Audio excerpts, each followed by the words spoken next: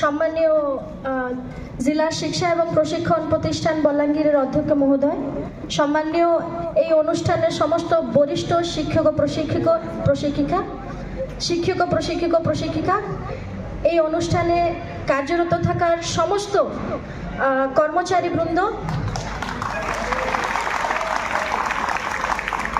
আর আমার সম্মুখে বসে থাকার আমার আদরের সেকেন্ড ইয়ার আর ফার্স্ট ইয়ারের ফ্রেশার বাচ্চাগুলো,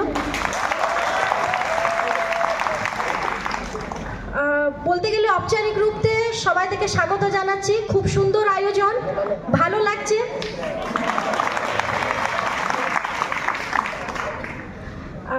স্যার অনুরোধ করলেন মাতৃভাষাতে কিছু একটু বলার জন্য তোমাদেরকে। বেশি কিছু বলতে চাই না, সবাই তো সব কিছু বলে দিয়েছে।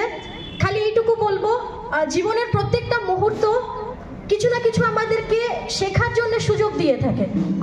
এই বুঝতে পারছো তো? আমি বলেই যাচ্ছি আর তোমরা যদি কিছু বুঝতে পারবে না তো বলে কোনো মানে হয় না। মানে বুঝতে পারছো?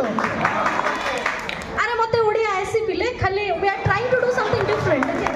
সো হ্যাঁ, ওইটাই বলছিলাম যে জীবনের প্রত্যেকটা মুহূর্ত কিছু না কিছু শেখার সুযোগ দিয়ে থাকে।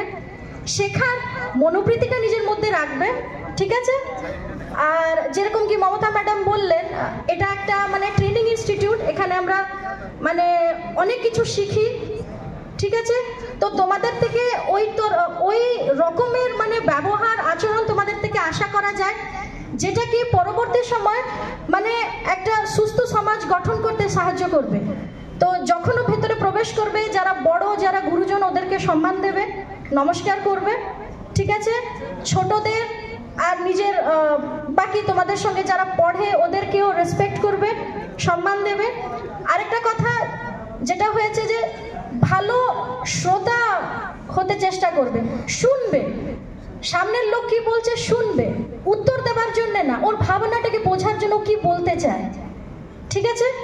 আর সবসময় শিখতে, কেন কি প্রত্যেকটা মুহূর্ত শিক্ষণীয় বলে আমরা বলি, তো চেষ্টা করবে প্রত্যেকটা মুহূর্ত থেকে কিছু না কিছু শিখতে। সেকেন্ড ইয়ার বাচ্চাদেরকে বলেছিলাম, যেটা আমরা এক্সপিরিয়েন্স বলে বলি, ওড়িয়াতে যেটা তোমরা অভিজ্ঞতা বলে বলো, ঠিক আছে? ওটা ভালো হতে পারে, কিছুটা নৈরাশ্যও হতে পারে। যদি ডিপ্রেসিং হয় কি ওরকম কিছু হয় যেটা তোমাদের মনোবলকে দুর্বল করছে, মনোবলটাকে দুর্বল করবে না, ওটাকে নিজের শক্তি হিসাবে ব্যবহার করবে, শিখবে, ধৈর্য রাখবে। থেকে ওই মুহূর্তটা, ওই পরিস্থিতিটা তোমাদেরকে কোন পরিবর্তনের জন্য আহ্বান দিচ্ছে, কোন ভালো পরিবর্তনের জন্য আহ্বান দিচ্ছে, ওই জিনিসটা জানতে শিখতে চেষ্টা করবে। এতই বলবো, আর কিছু বলার নেই। সবাই আমার তাকিয়ে আছো, আমি জানি না বুঝতে পারছো কিনা, তবে তোমাদের সঙ্গে আলাপ করে খুব ভালো লাগলো। সুন্দর আয়োজন, ধন্যবাদ।